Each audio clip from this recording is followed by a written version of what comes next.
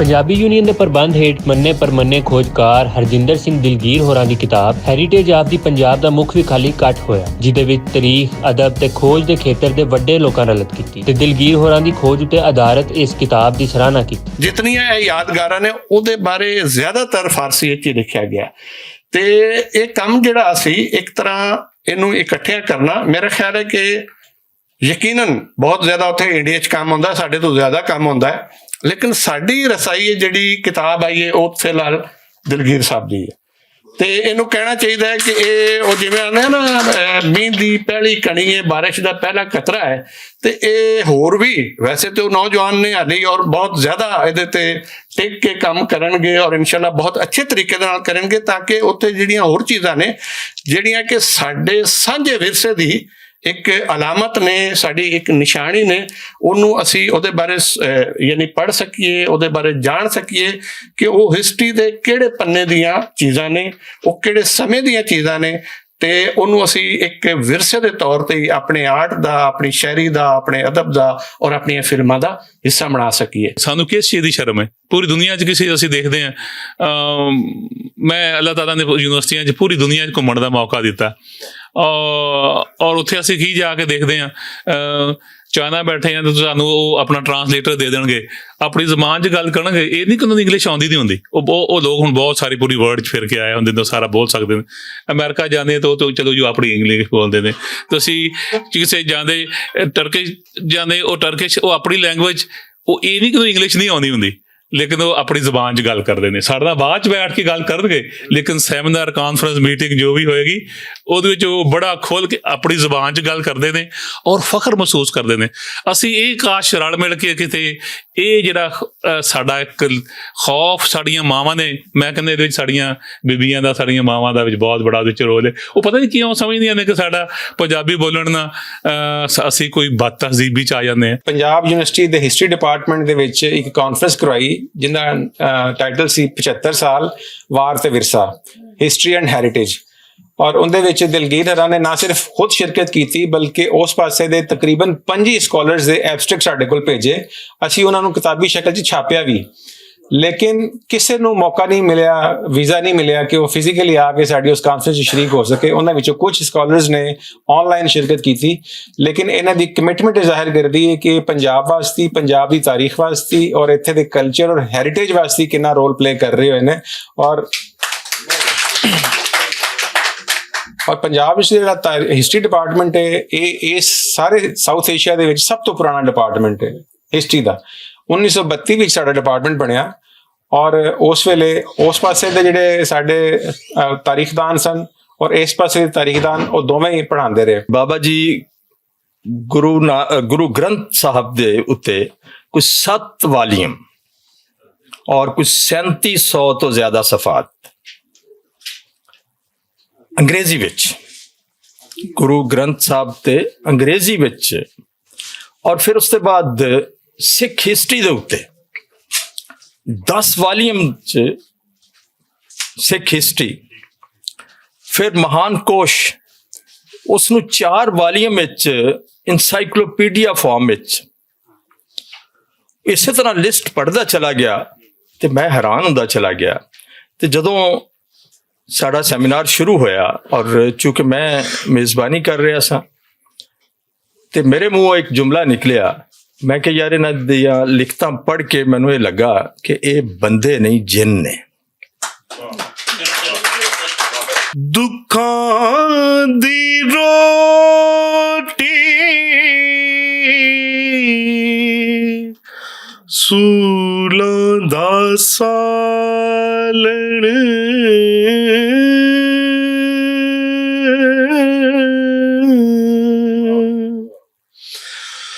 दुखां दी रोटी सूलां दा सालण आही दा बालण बालनी माए नी मैं किनू आखां। ਗੱਲਬਾਤ ਕਰਨ ਵਾਲਿਆਂ ਦਾ ਆਖਣਾ ਸੀ ਕਿ ਹਰਜਿੰਦਰ ਸਿੰਘ ਦਿਲਗੀਰ ਹੋਰਾਂ ਇਸ ਕਿਤਾਬ ਰਾਹੀਂ ਚੜ੍ਹਦੇ ਤੇ ਲਹਿੰਦੇ ਪੰਜਾਬ ਦੇ ਫਾਸਲੇ ਘਟਾਉਣ ਦਾ ਵੱਡਾ ਕੰਮ ਕੀਤਾ ਹੈ। ਇਹ ਕੰਮ ਕਰਨ ਤੇ ਮੈਂ ਖਾਸ ਤੌਰ ਤੇ ਡਾਕਟਰ ਦਿਲਗੀਰ ਸਾਹਿਬ ਨੂੰ ਮੁਬਾਰਕ ਦੇਣੀ ਆ ਕਿ ਇਹਨਾਂ ਨੇ ਇੱਕ ਲਾਈਵ ਕੰਮ ਜਿਹੜਾ ਵੇ ਉਹਨੂੰ ਜ਼ਮੀਨ ਤੋਂ ਚੁੱਕ ਕੇ ਤੇ ਉਹਨੂੰ ਕਿਤਾਬੀ ਸ਼ਕਲ ਵਿੱਚ ਲਿਆਂਦਾ ਵੇ। ਔਰ ਇਹਦਾ ਮੇਰੇ ਤੋਂ ਵੱਧ ਕੋਈ ਅੰਦਾਜ਼ਾ ਨਹੀਂ ਲਾ ਸਕਦਾ ਇਸ ਮੁਸ਼ਕਿਲ ਦਾ, ਕਿੰਨੀਆਂ ਔਕੜਾਂ ਆਉਂਦੀਆਂ ਨੇ ਇਸ ਕੰਮ ਵਿੱਚ ਜਦੋਂ ਤੁਸੀਂ ਜ਼ਮੀਨ ਤੋਂ ਚੁੱਕਦੇ ਹੋ ਕੰਮ ਔਰ ਟੀਸੀ ਤੇ ਜਿਹੜਾ ਵੇ ਅਪਣਾਉਂਦੇ ਹੋ। ਲਿਹਾਜ਼ਾ ਇਹ ਕਿਤਾਬ ਜਿਹੜੀ ਹੈ ਇਹ ਸਾਡੇ ਦੋਵਾਂ ਪੰਜਾਬਾਂ ਦੇ ਦਰਮਿਆਨ ਇੱਕ ਲਿੰਕ ਹੈ, ਇੱਕ ਰਸਤਾ ਵੇ, ਇੱਕ ਪੁਲ ਵੇ, ਜਿਹੜੀ ਸਾਨੂੰ ਦੱਸੇਗੀ ਕਿ ਅਸੀਂ ਉਸ ਪਾਸੇ, ਬਲਕਿ ਇਸ ਕਿਤਾਬ ਨੂੰ ਪੜ੍ਹ ਕੇ ਵੇਖ ਕੇ ਇੱਕ ਪੰਜ ਪੀਰ ਕਬਰ ਦੀ ਵੀ ਉਹ ਹੈ ਵੇ ਤਸਵੀਰਾਂ ਔਰ ਮਜ਼ਾਰ ਨੇ, ਉਹ ਵੀ ਮੈਂ ਪੜ੍ਹਿਆ ਸੀ ਕਿਤੇ, ਲੇਕਿਨ ਮੈਂ ਉਹਦੀ ਤਫਸੀਲ ਨਹੀਂ ਸੀ ਮੈਨੂੰ ਪਤਾ। ਇੱਥੋਂ ਆ ਕੇ ਵੇਖ ਕੇ ਤੇ ਮੈਨੂੰ ਉਹਦੀ ਤਫਸੀਲ ਵੀ ਪਤਾ ਲੱਗੀ ਹੈ। ਪ੍ਰੋਫੈਸਰ ਡਾਕਟਰ ਹਰਜਿੰਦਰ ਸਿੰਘ ਦਿਲਗੀਰ ਬਾਰੇ ਜਿਵੇਂ ਸਾਰਿਆਂ ਨੇ ਗੱਲ ਕੀਤੀ ਹੈ ਕਿ ਮੇਰੇ ਤੋਂ ਪਹਿਲੇ ਵੀ ਬਹੁਤ ਇਹਨਾਂ ਦੇ ਬਾਰੇ ਗੱਲ ਕੀਤੀ ਕਿ ਇਹਨਾਂ ਦੀ ਖਾਸ ਤੌਰ ਤੇ ਮਹਾਨ ਕੋਸ਼ ਉਹ ਇਨਸਾਈਕਲੋਪੀਡੀਆ ਹੈ ਪੰਜਾਬ ਦਾ। ਉਹਦੇ ਵਿੱਚ ਹਰ ਚੀਜ਼ ਤੁਹਾਨੂੰ ਲੱਭ ਜਾਏਗੀ, ਉਹਦੇ ਸ਼ਖਸੀਅਤਾਂ ਵੀ ਲੱਭ ਜਾਣਗੀਆਂ, ਉਹ ਥਾਵਾਂ ਦੇ ਬਾਰੇ ਵੀ ਉਹਨਾਂ ਦੀ ਕੋਈ ਵੱਡੀਆਂ ਥਾਵਾਂ ਬਾਰੇ ਗੱਲ ਕੀਤੀ ਹੈ ਔਰ ਮਹਾਨ ਕੋਸ਼ ਦੀ ਗੱਲ ਕਰ ਰਹੇ ਹਾਂ। ਫਿਰ ਸਿੱਖ ਹਿਸਟਰੀ ਜਿਹੜੀ ਕਿ 10 ਵੋਲੀਅਮ ਦੇ ਵਿੱਚ ਹੈ। ਫਿਰ ਗੁਰੂ ਗ੍ਰੰਥ ਸਾਹਿਬ ਬਹੁਤ ਸਾਰੇ ਘੱਟ ਪਤਾ ਕਿ ਗੁਰੂ ਗ੍ਰੰਥ ਸਾਹਿਬ ਦੀ ਟਰਾਂਸਲੇਸ਼ਨ ਜਿਹੜੀ ਅੰਗਰੇਜ਼ੀ ਦੇ ਵਿੱਚ ਹੈ ਉਹ ਡਾਕਟਰ ਹਰਜਿੰਦਰ ਸਿੰਘ ਦਿਲਗੀਰ ਦੀ ਜਿਹੜੀ ਹੈ ਉਹ ਇਸ ਵੇਲੇ ਤੁਸੀਂ ਸਿੱਖਾਂ ਦੇ ਦਿਲਾਂ ਦੇ ਵਿੱਚ ਕਿਵੇਂ ਕਰਦੇ ਹੋ ਕਿ 4 ਐਡੀਸ਼ਨ ਜਿਹੜੇ ਹੈ ਉਹ ਛਪ ਚੁੱਕੇ ਨੇ ਔਰ ਫਿਰ ਲਗਾਤਾਰ ਉਹ ਛਪ ਰਹੇ ਨੇ ਔਰ ਨਵੀਂ ਨਸਲ ਜਿਹੜੀ ਹੈ ਉਹਨਾਂ ਨੂੰ ਕਾਪੀ ਕਰ ਰਹੀ ਹੈ। ਅਸ਼ਰਫੁਲ ਮਖਲੂਕ ਇਸ ਲਈ ਆਖਿਆ ਕਿ ਇਨਸਾਨ ਦੇ ਵਿੱਚ ਰੱਬ ਦੀਆਂ तमाम ਮਖਲੂਕਾਤ ਦੀਆਂ ਜਿਹੜੀਆਂ ਸਲਾਹੀਅਤਾਂ ਨੇ ਉਹ ਰੱਬ ਨੇ ਪਾ ਦਿੱਤੀਆਂ ਨੇ, ਪਰ ਜੇ ਬੰਦਾ ਉਹਨਾਂ ਨੂੰ ਲੱਭ ਲਵੇ। ਸੋ ਦਿਲਗੀਰ ਜੀ ਨੇ ਨਾ ਉਹ ਸਾਰੀਆਂ ਕੁਵਤਾਂ, ਉਹ ਤਾਕਤਾਂ ਜਿਹੜੀਆਂ ਨੇ ਉਹ ਲੱਭ ਲਈਆਂ ਨੇ ਔਰ ਰੱਬ ਦੀ ਮਿਹਰ ਤੋਂ ਬਗੈਰ ਮੁਮਕਿਨ ਨਹੀਂ ਹੈ। ਦੂਜੀ ਗੱਲ ਕਿ ਜਿਹੜੀ ਇਹਨਾਂ ਦੀ ਲਿਖੀ ਹੋਈ ਗੱਲ ਦਾ ਦਿਲ ਦੇ ਉੱਤੇ ਅਸਰ ਹੁੰਦਾ ਹੈ ਔਰ ਜ਼ਿਹਨ ਉਸ ਨੂੰ ਕਬੂਲ ਕਰਦਾ ਹੈ ਔਰ ਤੁਸੀਂ ਇੱਕ ਨੇੜਤਾ ਮਹਿਸੂਸ ਕਰਦੇ ਹੋ, ਉਹਦੀ ਵਜ੍ਹਾ ਵੀ ਇਹ ਵੀ ਕਿ ਇਹ ਉਸ ਇੱਕ ਇਕਾਈ ਦੇ ਨਾਲ ਜੁੜੇ ਨੇ। ਇਸ ਕਿਤਾਬ ਬਾਰੇ ਆਈਏ ਤੇ ਮਤਲਬ ਇਹ ਕਿ ਤੁਸੀਂ ਉਹਨਾਂ ਦੀ ਕੋਸ਼ ਦੇ ਬਾਰੇ ਗੱਲ ਕੀਤੀ, ਸੁਣੀ ਤੁਸੀਂ ਉਹਨਾਂ ਦੀ ਗੁਰੂ ਗ੍ਰੰਥ ਸਾਹਿਬ ਦੇ 7 ਵੋਲੀਅਮਸ ਦੀ, ਉਹਦੇ ਉੱਤੇ ਬੜੀ ਆਪ ਵੱਖਰੀ ਮਤਲਬ ਦੇਰ ਤੱਕ ਬੋਲ ਸਕਦੀ ਹਾਂ, ਮੈਂ ਗੱਲ ਕਰ ਸਕਦੀ ਹਾਂ ਕਿਉਂਕਿ ਅੱਜ ਕੱਲ੍ਹ ਮੈਂ ਪੜ੍ਹ ਰਹੀ ਹਾਂ ਔਰ ਉਹ ਪੜ੍ਹਦੇ ਹੋਇਆ ਜਿਹੜੀ ਇਹਨਾਂ ਦੀ ਅੰਗਰੇਜ਼ੀ ਟਰਾਂਸਲੇਸ਼ਨ ਹੈ ਕਮਾਲ ਦੀ ਹੈ। ਇਤਨੀ ਸਰਲ ਜ਼ੁਬਾਨ ਹੈ ਔਰ ਇੰਨੀ ਸਰਲ, ਇੰਨੀ ਅੰਗਰੇਜ਼ੀ ਵਰਨਾ ਲੋਕੀ ਔਖੇ ਸ਼ਬਦ ਜਿਹੜੇ ਨੇ ਉਹ ਔਖੇ ਲਫ਼ਜ਼ ਵਰਤਦੇ ਨੇ ਤੇ ਸਮਝ ਨਹੀਂ ਆਉਂਦੀ, ਪਰ ਉਹ ਸਮਝ ਆਉਂਦੀ ਹੈ। ਜਿੱਥੋਂ ਤੱਕ ਗੱਲ ਹੈ ਡਾਕਟਰ ਹਰਜਿੰਦਰ ਸਿੰਘ ਦਿਲਗੀਰ ਹੋਰਾਂ ਦੀ, ਇਹਨਾਂ ਨਾਲ ਕੁਝ ਸਫ਼ਰ ਕੀਤੇ, ਇਹਨਾਂ ਨਾਲ ਅਸੀਂ ਕਰਤਾਰਪੁਰ ਸਾਹਿਬ ਗਏ, ਹੋਰ ਵੀ ਕਾਫੀ ਜਗ੍ਹਾ। ਜਿੰਨਾ ਵੇਲਾ ਮਿਲਿਆ, ਜਿੰਨੇ ਲਮਹੇ ਮਿਲੇ, ਇਹਨਾਂ ਕੋਲੋਂ ਅਸੀਂ ਸਿੱਖਣ ਦੀ ਕੋਸ਼ਿਸ਼ ਕੀਤੀ ਔਰ ਇਹਨਾਂ ਨੇ ਬੜੀ ਤਫਸੀਲ ਨਾਲ ਹਰ ਨੁਕਤਾ, ਹਰ ਮਸਲਾ ਖੋਲ ਕੇ ਰੱਖਿਆ। ਕਿਤਾਬ ਨਹੀਂ ਹੈ ਇਹ, ਜਿਵੇਂ ਵੇਲੇ ਦਾ ਸਫ਼ਰ ਹੈ, ਟਾਈਮ ਟਰੈਵਲ ਹੈ।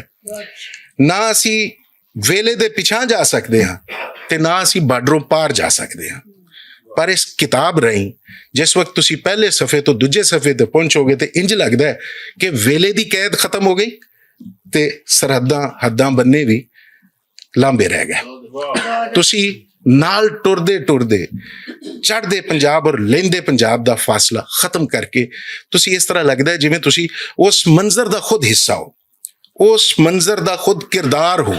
ਤੁਸੀਂ ਉਸ ਆਬੋ ਹਵਾ 'ਚ, ਉਸ ਸਾਰੇ ਸਿਲਸਿਲੇ 'ਚ ਸਾਹ ਲੈ ਰਹੇ ਹੋ, ਗੱਲਬਾਤ ਕਰ ਰਹੇ ਹੋ, ਪੜ੍ਹ ਰਹੇ ਹੋ, ਆਪਣੇ ਆਪ ਨਾਲ ਮੁਕਾਲਮਾ ਜਿਵੇਂ ਕਰ ਰਹੇ ਹੋ, ਇੰਜ ਲੱਗਦਾ ਹੈ ਤੁਸੀਂ ਤਾਰੀਖ ਨਾਲ ਮੁਕਾਲਮਾ ਕਰ ਰਹੇ ਹੋ। ਉਚੇਚੇ ਪ੍ਰਾਹੁਣਿਆਂ ਆਖਿਆ ਕਿ ਪੰਜਾਬ ਨੂੰ ਉਹਦੀ ਗੁਆਚੀ ਹੋਈ ਤਾਰੀਖ ਵਾਪਸ ਕਰਨਾ ਸਾਡੇ ਹਰ ਖੋਜਕਾਰ ਦੀ ਮੁੱਢਲੀ ਜ਼ਿੰਮੇਵਾਰੀ ਹੈ। ਇਹ ਜ਼ਿੰਮੇਵਾਰੀ ਨਿਭਾਉਣ ਦਾ ਕੰਮ ਹਰਜਿੰਦਰ ਸਿੰਘ ਦਿਲਗੀਰ ਹੋਰਾਂ ਤੋਂ ਸ਼ੁਰੂ ਹੋਇਆ ਹੈ। ਇਹਨਾਂ ਜਿਹੜੀ ਹਿਸਟਰੀ ਲਿਖ ਦਿੱਤੀ ਇਹਦੇ ਪਹਿਲੇ ਸਫ਼ਿਆਂ ਦੇ ਵਿੱਚ, ਅਸਲ ਵਿੱਚ ਹੈ ਕੀ ਹੈ ਕਿ ਸਾਡਾ ਆਪਣੀ ਜਿਹੜੀ ਹੈ ਨਾ ਕੋਈ ਪੰਜਾਬੀ ਹੋ ਕੇ ਪੰਜਾਬ ਦੀ ਹਿਸਟਰੀ ਲਿਖਣਾ, ਉਹ ਨਹੀਂ ਲਿਖੀ ਗਈ। ਉਹ ਕਿਸੇ ਨੇ ਲਿਖੀ ਏ ਹਿੰਦੂ ਬਣ ਕੇ ਲਿਖੀ ਏ, ਕਿਸੇ ਨੇ ਮੁਸਲਮਾਨ ਬਣ ਕੇ ਲਿਖੀ ਏ। ਉਹਦੇ ਹਿਸਾਬ ਨਾਲ ਉਦੋਂ ਹੀ ਹਿਸਟਰੀ ਸ਼ੁਰੂ ਹੁੰਦੀ ਹੈ ਜਦੋਂ ਮੁਹੰਮਦ ਬਿਨ ਕਾਸਮ ਇੱਥੇ ਆਉਂਦਾ ਹੈ। ਇਸੇ ਤਰ੍ਹਾਂ ਹਰ ਕੋਈ ਆਪਣੇ ਆਪਣੇ ਮਜ਼ਹਬ ਦੇ ਵਾਲੇ ਨਾਲ ਗੱਲ ਕਰਦਾ ਹੈ। ਸਿੱਖ ਵੀ ਇੰਝ ਹੀ ਕਰਦੇ ਨੇ।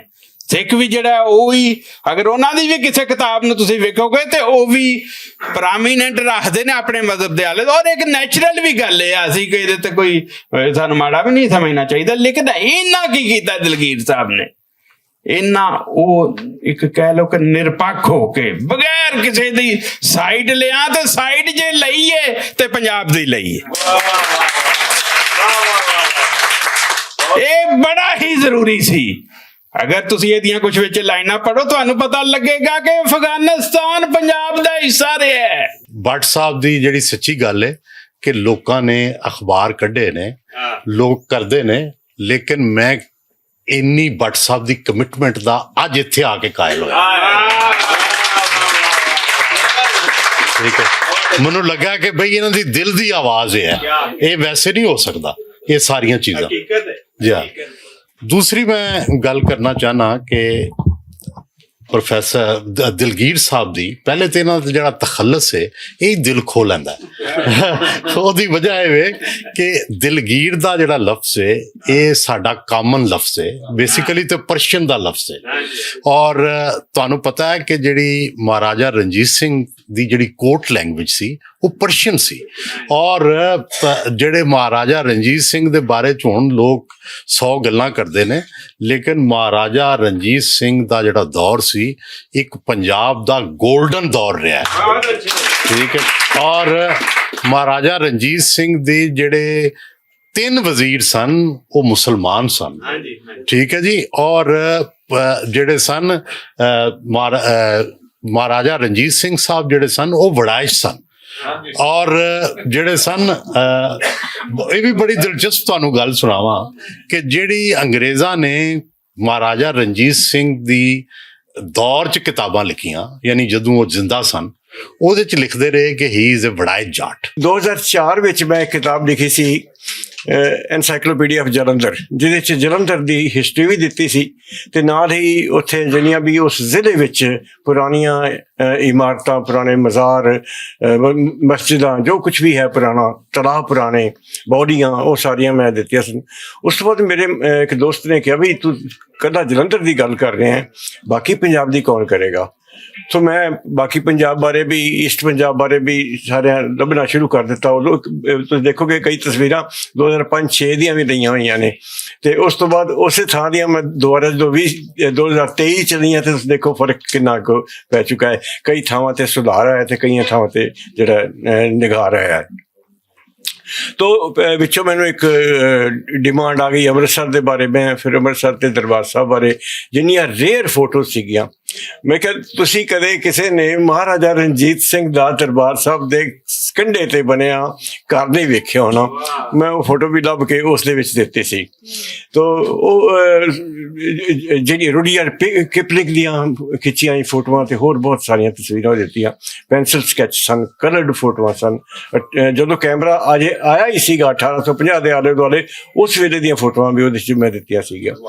ਫਿਰ ਮੈਂ ਜਦੋਂ ਦੁਬਾਰਾ ਮੇਰੇ ਮਨ 'ਚ ਆਇਆ ਯਾਰ ਇਹ ਈਸਟ ਪੰਜਾਬ ਦਾ ਬਾਕੀ ਕੰਮ ਕੌਣ ਕਰੇਗਾ? ਤਾਂ ਮੈਂ ਹਾਲਾਂਕਿ ਮਹਾਨਕੋਸ਼, ਮੈਂ ਨਵਾਂ ਮਹਾਨਕੋਸ਼ ਲਿਖ ਚੁੱਕਾ ਸੀਗਾ ਤੇ ਮੈਂ ਇਹ ਫੈਸਲਾ ਕਰ ਰਿਹਾ ਸੀ ਵੀ ਇਹਨੂੰ ਅੰਗਰੇਜ਼ੀ 'ਚ ਲੈ ਕੇ ਆਉਣਾ। ਬਹੁਤ ਵੱਡਾ ਕੰਮ ਸੀਗਾ। ਮੈਨੂੰ ਅਜੇ ਵੀ ਡਰ ਲੱਗਦਾ ਵੀ ਇਹ ਮਹਾਨਕੋਸ਼ ਅੰਗਰੇਜ਼ੀ ਵਿੱਚ ਲਿਆਉਣਾ ਜਿਹੜਾ ਕਿ ਉਸ ਤੋਂ ਵੱਡਾ ਕੰਮ ਹੋਏਗਾ।